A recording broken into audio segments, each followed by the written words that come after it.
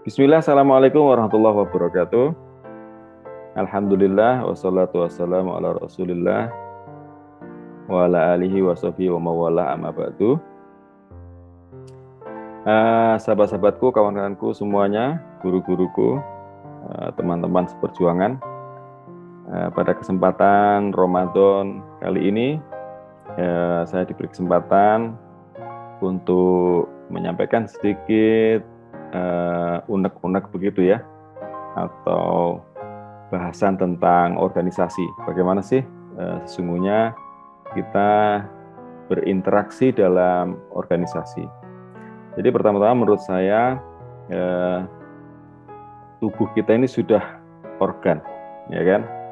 Syarat dengan organ. Maka interaksi sosial itu sebenarnya tanpa berorganisasi sesungguhnya sudah representasi dari organisasi. Jadi orang tidak mengikuti organisasi A, organisasi B, dia sudah berinteraksi secara sosial, dia sebenarnya sudah berorganisasi, yakni dia memahami pengejauhan tubuh atau organ itu sebagai bagian yang tak bisa dilepaskan dari komunitas sosial. Jadi tubuh kita itu sebenarnya adalah tubuh sosial. Karena tubuh sosial kita itu tidak bisa hidup sendirian.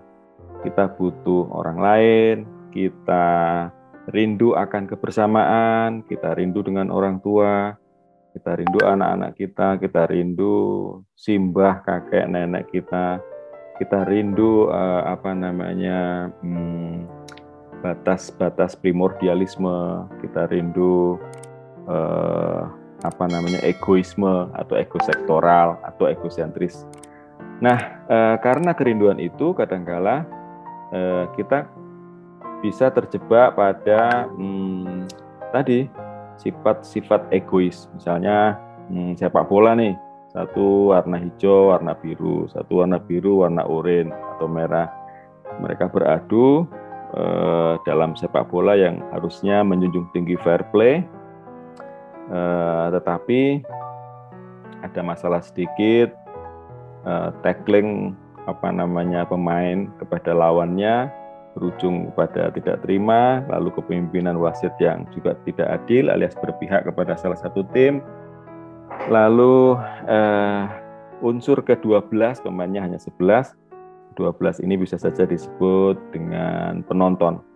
Nah, sorak-sorak atau provokasi itu bisa menyebabkan sesuatu yang kontraproduktif yang tidak diinginkan oleh semua pihak.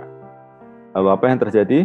Yang terjadi adalah permusuhan, atau dalam istilah sepak bola biasa ada istilah musuh bebuyutan nih. Kalau nggak ada ini nggak rame. Tapi harus kita ingat bahwa perbedaan itu sesungguhnya dalam organisasi sangat penting. Maka nggak bisa organisasi itu satu warna. Warna itu hanya bajunya aja. Ya, partai hanya bajunya saja kelihatan, biru, merah, kuning, hijau, gitu ya. Tetapi di dalam tubuh, di balik jasnya, di balik pakaiannya yang seragam itu, tentu kita tidak bisa menyangkal adanya perbedaan-perbedaan. Nah, maka kita ini kalau menurut filsuf Prancis si Jean-François Lyotard, dia bilang gini, ayo merayakan perbedaan. Mari merayakan narasi-narasi kecil. Maksudnya yakni mari kita menghargai perbedaan, karena sebenarnya sesungguhnya orang itu nggak bisa disamakan. Kalau dalam militer harus satu komando. Jadi kalau sudah musuh di depan, lawan serang, tidak ada kata lain ya menyerang, menyerbu, membunuh, kalau tidak terbunuh dalam medan laga atau medan peperangan. Dan nggak bisa diskusi terlalu lama. Ketika mortir atau rudal atau bazooka atau peluru dengan presisi remote control itu sudah diterbangkan, akan sangat cepat menuju sasaran. Apa yang tepat untuk melawan itu ya biasanya negara-negara tertentu punya rudal penghalau udara ya. Oke. Nah, kita kembali ke organisasi. Begitupun dengan organisasi. Berorganisasi itu ada seninya. Kadangkala perbedaan pendapat atau perbedaan pemikiran itu menyebabkan konflik, ya, menyebabkan apa ya? Kadang ada yang mutung juga itu ya, keluar dari grup media sosial atau medsos atau WhatsApp. Tetapi itulah, kita butuh seni untuk merangkul semuanya, seni untuk menyapa semuanya. Nah, kalau saya coba ngemong, ya bahasa Jawanya itu, ngemong, merangkul, mengorangkan orang lain. Bahkan kadangkala ini kalau kasus saya di dekanat, karena saya wakil dekan yang paling muda, ya saya coba untuk merangkul teman-teman yang lebih tua, menghormati, ya, merangkul mereka. Dengan cara itu kita bisa menggerakkan roda organisasi atau kelembagaan itu dengan baik dan cepat. Nah, dan nanti ada evaluasi, ada monef, ada monitoring dan evaluasi. Dengan cara itu kita koreksi apa yang kurang, apa yang perlu diperbaiki, gitu ya. Nah, adapun bagaimana cara mengelola dinamika di dalam organisasi, ini dibutuhkan kebesaran hati. Tidak bisa membuat orang seragam, ya. Seperti saya mengelola majelis saya misalnya di Pustaka dan Informasi juga begitu, mengelola medianya, ada mediamu yang kita kelola, orangnya juga macam-macam, ada yang suka puisi, ada yang suka feature, ada yang suka opini, ada yang suka bikin berita liputan malam-malam, ya, dan seterusnya. Harus kejar informasi, bukan kejar tayang, ya, karena kita lillahi ta'ala, pokoknya itu belajar berorganisasi begitu. Nah, berikutnya saya ingin berpesan bahwa karena hidup kita ini singkat, tidak lama,